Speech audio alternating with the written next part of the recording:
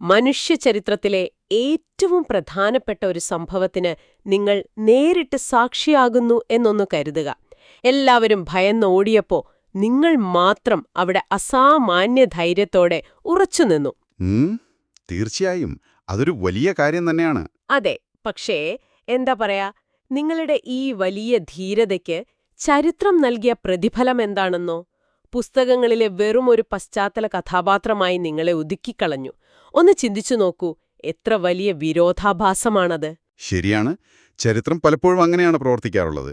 ചിലരെ അങ്ങ് ബോധപൂർവം മറന്നുകളയും. അപ്പോ നാളത്തെ ദിവസം, അതായത് ഏപ്രിൽ 24, ഇത്തരത്തിൽ ചരിത്രം പലപ്പോഴും തഴഞ്ഞുപോയ, എന്നാൽ യഥാർത്ഥത്തിൽ വലിയ പ്രാധാന്യമുള്ള 2 വ്യക്തിത്വങ്ങളുടെ ഓർമ്മ തിരുനാളാണ്. ക്ലിയോഫാസിന്റെ ഭാര്യയായ മറിയം, പിന്നെ സലോമി. ഇവരുടെ യഥാർത്ഥ ചരിത്രം തേടിയുള്ള ഒരു അന്വേഷണമാണ് നമ്മൾ ഇന്ന് നടത്തുന്നത്. തീർച്ചയായും ഈ 2 സ്ത്രീകളുടെയും ജീവിതം ചരിത്രരേഖകളിലും പിന്നെ യൂറോപ്പിലെ ചില വലിയ ഐതിഹ്യങ്ങളിലുമൊക്കെ എങ്ങനെയാണ് ഇടചേർന്ന് കിടക്കുന്നത് ഇന്ന് പരിശോധിക്കുന്നത് ശരിക്കും വലിയൊരു അത്ഭുതമാണ്. അതെ അതെ. അതായത് ബൈബിളിലെ വളരെ ചെറിയൊരു പരാമർശത്തിൽ തുടങ്ങി നൂറ്റാണ്ടുകൾക്ക് ശേഷം ഫ്രാൻസിലെ ഒരു കടൽത്തീര ഗ്രാമത്തിൽ ലക്ഷക്കണക്കിന് ആളുകൾ പങ്കെടുക്കുന്ന ഒരു വലിയ ഉത്സവമായി അവരുടെ ഓർമ്മകൾ മാറുന്നുണ്ട്. ആ സങ്കീർണത ശരിക്കും തുടങ്ങുന്നത് ഇവരുടെ കുടുംബ പശ്ചാത്തലത്തിൽ നിന്നാണല്ലേ? ഞാൻ ചില പഴയ തിയോളജിക്കൽ രേഖകൾ, പ്രത്യേകിച്ച് കത്തോലിക്ക എൻസൈക്ലോപീഡിയ ഒക്കെ ഒന്ന് പരിശോധിച്ചപ്പോൾ എന്റെ തല ശരിക്കും കറങ്ങിപ്പോയി. ആ കുടുംബവൃക്ഷം വളരെ സങ്കീർണമാണ്. അതെ, 15-ാം നൂറ്റാണ്ടിലെ യൂറോപ്പില് വളരെ പ്രസിദ്ധമായിരുന്ന ഹോളി കിൻഷിപ്പ് അഥവാ വിശുദ്ധ ബന്ധുത്വം എന്നൊരാശയത്തെക്കുറിച്ച് അതിൽ പറയുന്നുണ്ട്.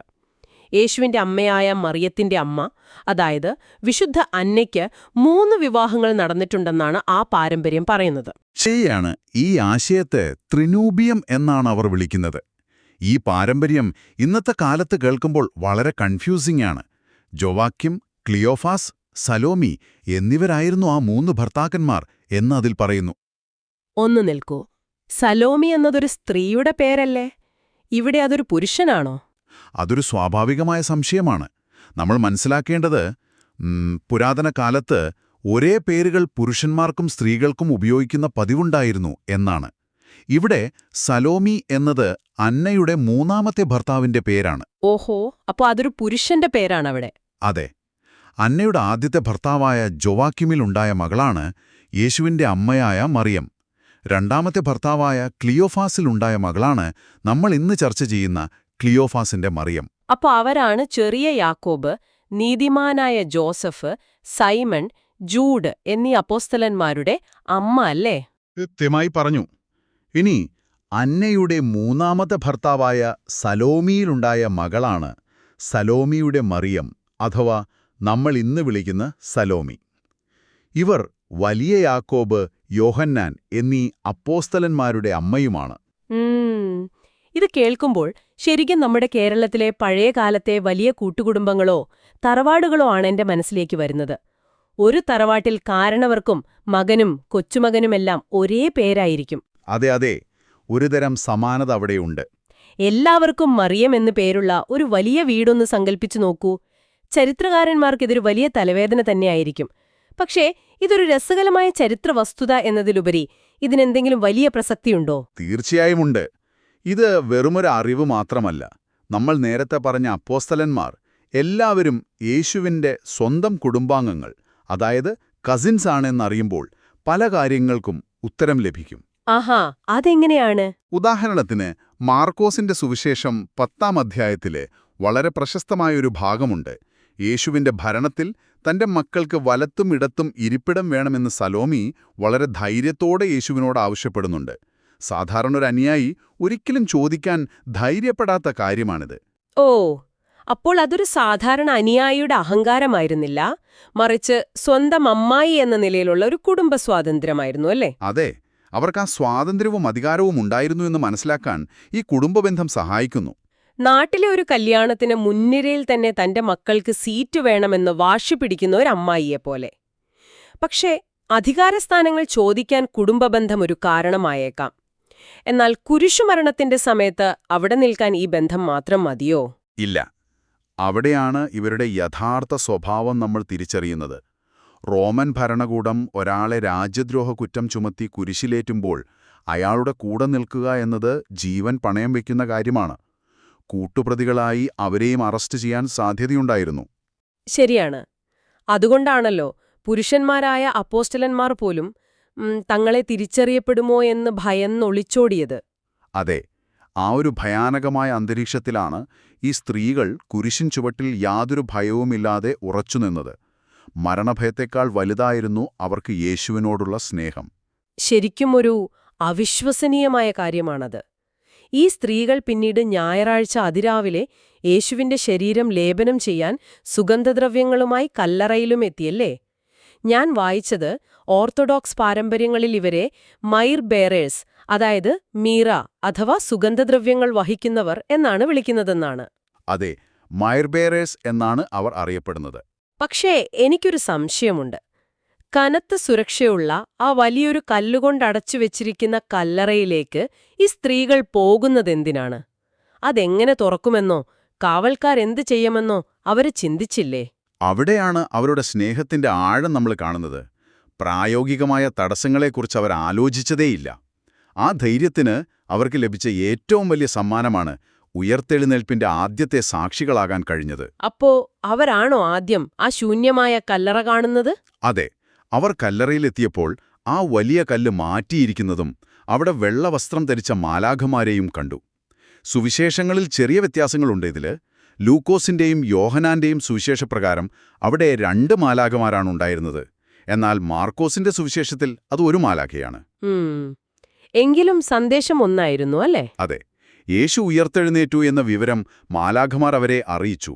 അവർ ഈ വാർത്ത അപ്പസ്തോലന്മാരെ അറിയിക്കാൻ ഓടിപ്പോയി. ഭയന്ന് ഒളിച്ചിരിക്കുന്ന പുരുഷന്മാരായ അപ്പോസ്തലന്മാരെ ഈ വാർത്ത അറിയിക്കാൻ ഓടുന്ന ഈ ധീരരായ സ്ത്രീകൾ, അതൊരു ഗംഭീര ദൃശ്യമാണ്.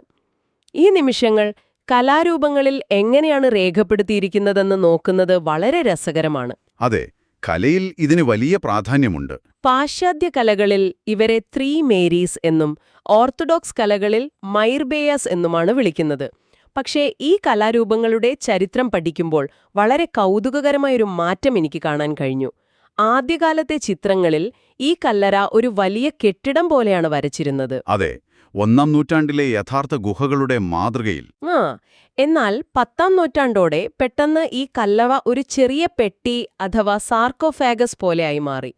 യഥാർത്ഥ കല്ലറയിൽ നിന്ന് പെട്ടെന്നതൊരു മരപ്പെട്ടിയിലേക്ക് മാറിയത് എന്തുകൊണ്ടാണ്? ചിത്രകാരന്മാർക്ക് എന്തെങ്കിലും തെറ്റുപറ്റിയതാണോ? അതൊരിക്കലും ചിത്രകാരന്മാർക്ക് തെറ്റുപറ്റിയതല്ല. ഇതിന്റെ കാരണം 10-ാം നൂറ്റാണ്ടിലൊക്കെ യൂറോപ്പിലെ പള്ളികളിൽ ക്വേം ക്വേരിറ്റിസ് എന്ന പേരിൽ വളരെ പ്രശസ്തമായ ഒരു ആരാധനാക്രമം നിലവിലുണ്ടായിരുന്നു. ക്വേം ക്വേരിറ്റിസ്, അതായത് നാടകം പോലെയുള്ള എന്തെങ്കിലുമാണോ? അതെ, ലത്തീൻ ഭാഷയിൽ അതിനർത്ഥം ആരെയാണ് നിങ്ങൾ അന്വേഷിക്കുന്നത് എന്നാണ്. ഈസ്റ്റർ സമയത്ത് വൈദികർ ഈ കല്ലറയിലെ സംഭവം പള്ളികൾക്കുള്ളിൽ നാടകമായി അഭിനയിച്ചു കാണിക്കാറുണ്ടായിരുന്നു. ഓഹോ! പള്ളിക്കുള്ളിൽ വലിയൊരു ഗുഹ നിർമ്മിക്കുക പ്രായോഗികമല്ലാത്തതുകൊണ്ട് അവർ എളുപ്പത്തിൽ മാറ്റാൻ കഴിയുന്ന മരപ്പെട്ടികളാണ് കല്ലറയായി ഉപയോഗിച്ചിരുന്നത്. അപ്പൊ ചിത്രകാരന്മാർ ബൈബിൾ വായിച്ചു വരയ്ക്കുകയായിരുന്നില്ല, മറിച്ച് പള്ളിയിൽ കണ്ട ആ നാടകത്തിലെ ദൃശ്യങ്ങളെ ക്യാൻവാസിലേക്ക് പകർത്തുകയായിരുന്നു. ഇത് ശരിക്കും അത്ഭുതപ്പെടുത്തുന്നുണ്ട്. തീർച്ചയായും. അവിടെ മറ്റൊരു വലിയ കൗതുകം കൂടിയുണ്ട്. ഈ ചിത്രങ്ങളിലെല്ലാം കല്ലറയിൽ അവശേഷിക്കുന്ന യേശുവിന്റെ ശവക്കച്ച വരച്ചിട്ടുണ്ടാകും. എന്നാൽ ആ ശവക്കച്ചയിൽ ഒരിക്കലും യേശുവിന്റെ മുഖം പതിഞ്ഞതായി വരച്ചിട്ടില്ല. അത് ഞാൻ ശ്രദ്ധിച്ചിട്ടുണ്ട്. എന്തുകൊണ്ടാണ് അങ്ങനെ? ടുറിനിലെ തിരുക്കച്ചയിൽ മുഖമുണ്ടല്ലോ. ശരിയാണ്, പക്ഷേ വെറോണിക്കയുടെ തൂവാലയിൽ യേശുവിന്റെ മുഖം പതിഞ്ഞതായി പാശ്ചാത്യസഭയിൽ അതിശക്തമായ മറ്റൊരു പാരമ്പര്യമുണ്ട്. ആ വെറോണിക്കയുടെ തൂവാലയ്ക്ക് ലഭിച്ചിരുന്ന പ്രാധാന്യം കുറയാതിരിക്കാൻ വേണ്ടിയാണ് ചിത്രകാരന്മാർ ഈ ശവക്കച്ചയിൽ മുഖം വരയ്ക്കാതിരുന്നത്. എത്ര സൂക്ഷ്മമായ കാര്യങ്ങളാണ് പഴയകാല ചിത്രകാരന്മാർ അവരുടെ ക്യാൻവാസിൽ ഒളിപ്പിച്ചു വെച്ചിരിക്കുന്നത്. ശരി, അപ്പോ ഈ ഉയർത്തെഴുന്നേൽപ്പിന് ശേഷം ഈ സ്ത്രീകൾക്ക് എന്ത് സംഭവിച്ചു? അവർ വെറുതെ തങ്ങളുടെ പഴയ ജീവിതത്തിലേക്ക് തിരിച്ചുപോയോ? ഇല്ല, അവർ മറവിയിലേക്ക് പോയില്ല. അവിടെയാണ് ചരിത്രം ഐതിഹ്യങ്ങൾക്ക് വഴിമാറുന്നത്. ക്ലിയോഫാസിന്റെ മറിയം അപ്പോസ്തലനായ വലിയ യാക്കോബിനൊപ്പം സ്പെയിനിലേക്ക് ഒരു സമുദ്രയാത്ര നടത്തി അവിടെ വെച്ച് മരിച്ചു എന്ന് ഒരു കഥയുണ്ട്. സ്പെയിനിലേക്കോ? പക്ഷേ അതിലും അവിശ്വസനീയമായ മറ്റൊരു ഫ്രഞ്ച് ഐതിഹ്യം നമ്മൾ പരിശോധിച്ച രേഖകളിലുണ്ട്. 1-ാം നൂറ്റാണ്ടിൽ വലിയ പീഡനങ്ങൾ നടന്നപ്പോൾ മഗ്ദലീന മറിയം, സെലോമി, ക്ലിയോഫാസിന്റെ മറിയം എന്നിവർ ഒരു വഞ്ചിയിൽ കയറി നാടുവിട്ടു എന്ന ഐതിഹ്യം പറയുന്നു. അതെ, അതൊരു പ്രശസ്തമായ ഐതിഹ്യമാണ്. എന്നാൽ അതൊരു സാധാരണ വഞ്ചിയായിരുന്നില്ല. തുഴകളോ പായോ ഇല്ലാത്ത വെറുമൊരു വഞ്ചി. ആ വഞ്ചിയിൽ അവർ മെഡിറ്ററേനിയൻ സമുദ്രം താണ്ടി ഫ്രാൻസിലെ കാമർഗ് എന്ന പ്രദേശത്തെത്തിച്ചേർന്നു എന്നാണ് കഥ. സത്യം പറയൂ, ഇതൊക്കെ വിശ്വസിക്കാൻ കുറച്ചു ബുദ്ധിമുട്ടില്ലേ? ചരിത്രപരമായി നോക്കുമ്പോൾ ഇതിൽ വലിയ അതിശയോക്തിയുണ്ട് എന്ന് ആരും സമ്മതിക്കും. എങ്കിലും ഈ ഐതിഹ്യം ആ പ്രദേശത്തുണ്ടാക്കിയ സ്വാധീനം ചെറുതല്ല. ആ തീരപ്രദേശം പിന്നീട് നോത്രദാം ദെ രാറ്റീസ് എന്നറിയപ്പെട്ടു. വഞ്ചി എന്നല്ലേ അർത്ഥം? അതെ, വഞ്ചിയുടെ മാതാവ്. കാലക്രമേണ ഈ സ്ഥലത്തിന്റെ പേര് ലെസാന്ത് മരി ദെലമേർ, അതായത് കടലിലെ വിശുദ്ധ മറിയന്മാർ എന്നായി മാറി. 9-ാം നൂറ്റാണ്ടിൽ ആ ഗ്രാമവാസികൾ അവിടെ ഒരു വലിയ കോട്ടപ്പള്ളി തന്നെ പണിതുയർത്തി.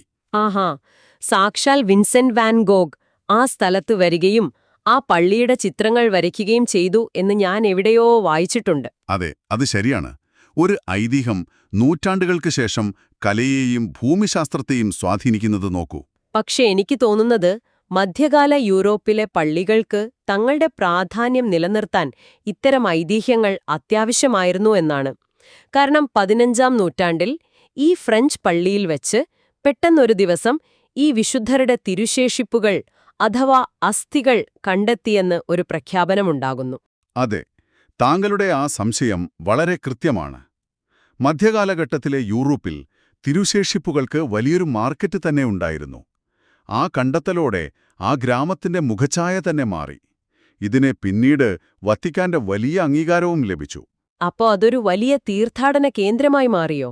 തീർച്ചയായും. ഇന്ന് അവിടെ മെയ്, ഒക്ടോബർ മാസങ്ങളിൽ നടക്കുന്ന വലിയ പെരുന്നാളുകളിൽ 25,000 മുതൽ 40,000 വരെ ആളുകളാണ് പങ്കെടുക്കുന്നത്. ആ പെരുന്നാളിനെക്കുറിച്ച് പറയുമ്പോൾ നമ്മൾ തീർച്ചയായും പരാമർശിക്കേണ്ട ഒരു വലിയ സമൂഹമുണ്ട്, റോമാ ജനത. അതായത് യൂറോപ്പിലെ ജിപ്സി സമൂഹം. ലോകത്തിലെ തന്നെ അവരുടെ ഏറ്റവും വലിയ തീർത്ഥാടനങ്ങളിലൊന്നാണ് ഇവിടെ നടക്കുന്നത്, അല്ലേ? അതെ, റോമാ ജനതയ്ക്ക് അതൊരു വലിയ സാംസ്കാരിക ഒത്തുചേരൽ കൂടിയാണ്. യൂറോപ്പിലെമ്പാടും നൂറ്റാണ്ടുകളായി കൊടിയ പീഡനങ്ങളും അവഗണനകളും അനുഭവിച്ചൊരു ജനവിഭാഗമാണവർ. സ്വന്തം നാടുവിട്ട് അഭയം തേടിയെത്തിയ ഈ സ്ത്രീകളുടെ കഥയോട് അവർക്ക് വലിയൊരു വൈകാരിക ബന്ധം തോന്നാനതാണ് കാരണം. വലിയ ആകർഷണം വിശുദ്ധ സാറയാണല്ലോ. ഈ 3 മറിയാമ്മമാരെക്കാളും കൂടുതലായി റോമ ജനത അവിടെ ആരാധിക്കുന്നത് ഈ വിശുദ്ധ സാറയെയാണ്. അപ്പോ ആരാണ് ശരിക്കും ഈ വിശുദ്ധ സാറ? അതിനെക്കുറിച്ച് പ്രധാനമായും 2 കഥകളാണുള്ളത്. ഒന്നുകിൽ ഈ സ്ത്രീകളുടെ കൂടെ ഈജിപ്തിൽ നിന്നെത്തിയ അവരുടെ കറുത്ത വർഗ്ഗക്കാരിയായ ഒരു സേവകാരിയായിരുന്നു സാറ. ആഹാ, അപ്പൊ അവരുടെ കൂടെ വഞ്ചിയിൽ വന്ന ആളാണോ? അതെ, അതാണ് ഒരു വിശ്വാസം. അല്ലെങ്കിൽ ഈ വഞ്ചി കാമർഗ് തീരത്തെടുത്തപ്പോൾ അവരെ ആ അപരിചിതമായ മണ്ണിലേക്ക് സ്വീകരിച്ച അവിടുത്തെ ഒരു പ്രാദേശിക സ്ത്രീ. ഏതായാലും കറുത്ത നിറമുള്ള ഈ വിശുദ്ധയാണ് അവർ തങ്ങളുടെ സ്വന്തം പുണ്യവതിയായി കൊണ്ടാടുന്നത്. ഓ, അത് കേൾക്കുമ്പോൾ തന്നെ വലിയൊരു അത്ഭുതം തോന്നുന്നു. അവിടെ ഭൂഗർഭ അറയിലാണോ ഈ പ്രതിമയുള്ളത്? അതെ, അവിടുത്തെ പള്ളിയുടെ ഭൂഗർഭ അറയിൽ സാറയുടെ ഒരു വലിയ പ്രതിമയുണ്ട്. ആ അറയിൽ ക്രിസ്തുമതത്തിനു മുൻപുള്ള മിത്രാസ് ദേവന്റെ ഒരു പഴയ ബലിപീഠം കൂടിയുണ്ടെന്നാണ് ചരിത്രകാരന്മാർ പറയുന്നത്. അപ്പോ പ്രാചീനകാലത്തെ വിശ്വാസങ്ങളും പുതിയ നിയമത്തിലെ കഥാപാത്രങ്ങളുമെല്ലാം അവിടെ ഒത്തുചേരുകയാണ്. കൃത്യമായി പറഞ്ഞു. ഈ പെരുന്നാളിന്റെ കാഴ്ചകൾ വിവരണാതീതമാണ്. ഭൂഗർഭാറയിൽ നിന്ന് സാറയുടെയും മറിയാമ്മമാരുടെയും പ്രതിമകൾ പുറത്തെടുത്ത് ആളുകൾ പാടിയും നൃത്തം വെച്ചും കടൽത്തീരത്തുകൂടി വെള്ളത്തിലേക്കൊരു വലിയ ഘോഷയാത്രയായി കൊണ്ടുപോകും. ബോബ് ഡിലനെ പോലെയുള്ള വലിയ കലാകാരന്മാർക്ക് വരെ ഈ പെരുന്നാൾ വലിയ പ്രചോദനമായിട്ടുണ്ട് എന്ന് അദ്ദേഹം തന്നെ പറഞ്ഞിട്ടുണ്ട് എന്ന് കേട്ടിട്ടുണ്ട്. ഇത് കേൾക്കുമ്പോൾ ശരിക്കും ഒരു രോമാഞ്ചമുണ്ടാകുന്നുണ്ട്. ഒന്ന് ഓർത്തു നോക്കൂ, ബൈബിളിൽ വെറുമൊരു വരിയിൽ മാത്രം ഒതുങ്ങിപ്പോയ 2 സ്ത്രീകൾ. കുരിശിൻ ചുവട്ടിൽ എല്ലാവരും ഓടിയൊളിച്ചപ്പോഴും മരണത്തെ ഭയക്കാതെ അവിടെ നിന്നവർ. അതെ, അവരാണ് ശൂന്യമായ കല്ലറയിൽ ചരിത്രത്തിലെ ഏറ്റവും വലിയ വാർത്ത കേട്ടതും. പിന്നീട് പള്ളികളിലെ നാടകങ്ങളിലൂടെ ചിത്രകാരന്മാരുടെ ക്യാൻവാസുകളിൽ ഇടം നേടിയവർ. അവിടെ നിന്ന് സമുദ്രം താണ്ടി നൂറ്റാണ്ടുകൾക്കു ശേഷം ഭൂഖണ്ഡങ്ങൾക്കപ്പുറമുള്ള അലഞ്ഞു തിരിയുന്ന ഒരു ജനതയുടെ മുഴുവൻ പ്രതീക്ഷയും ആശ്രയവുമായി അവർ മാറി. ചരിത്രത്തിന്റെ പിന്നാമ്പുറങ്ങളിൽ നിൽക്കുന്നവർ എങ്ങനെയാണ് ഇത്രയും വലിയ മാറ്റങ്ങൾക്ക് തുടക്കം കുറിക്കുന്നത് എന്നത് അവിശ്വസനീയമാണ്. അത് തന്നെയാണ് നമ്മൾ ഈ പഠനത്തിൽ നിന്ന് ഉൾക്കൊള്ളേണ്ട പ്രധാന പാഠം. പലപ്പോഴും ലോകത്തെ മാറ്റിമറിക്കുന്നത് ഇത്തരം നിശബ്ദരായ കഥാപാത്രങ്ങളായിരിക്കും. തീർച്ചയായും. ഈ വിശദമായ ചർച്ച ഇവിടെ അവസാനിക്കുമ്പോൾ നിങ്ങളുടെ മനസ്സിലേക്ക് ഞാനൊരു ചെറിയ ചിന്ത കൂടി ഇട്ടുതരാം. നമ്മുടെ ഇന്നത്തെ സമൂഹത്തിലേക്കെന്ന് നോക്കൂ. നമ്മുടെ വാർത്തകളിലും ചരിത്ര പുസ്തകങ്ങളിലും ഇടം നേടാത്ത, എന്നാൽ തങ്ങളുടെ പ്രവൃത്തികൾ കൊണ്ട് വലിയൊരു മാറ്റത്തിനടിത്തറ പാകുന്ന എത്രയോ ആളുകൾ നമുക്ക് ചുറ്റുമുണ്ടാകും. അതെ, ഒരുപാട് പേരുണ്ടാവും അങ്ങനെ. പാത്രങ്ങൾ ആരായിരിക്കും? നിങ്ങളുടെ സ്വന്തം ജീവിതത്തിൽ തന്നെ ചരിത്രപുസ്തകങ്ങൾ അവഗണിച്ചേക്കാവുന്ന അത്തരം നിശബ്ദരായ നായകന്മാരെ നിങ്ങൾക്ക് കണ്ടെത്താൻ കഴിയുമോ? ആ വലിയ മാറ്റങ്ങളുടെ തുടക്കം ഒരുപക്ഷെ നിങ്ങളിൽ നിന്നോ നിങ്ങളുടെ ചുറ്റുമുള്ളവരിൽ നിന്നോ ആകാം. ഈ വലിയ ചിന്തയോടുകൂടി ഇന്നത്തെ നമ്മുടെ യാത്ര ഇവിടെ പൂർണ്ണമാകുന്നു. വീണ്ടും കാണാം.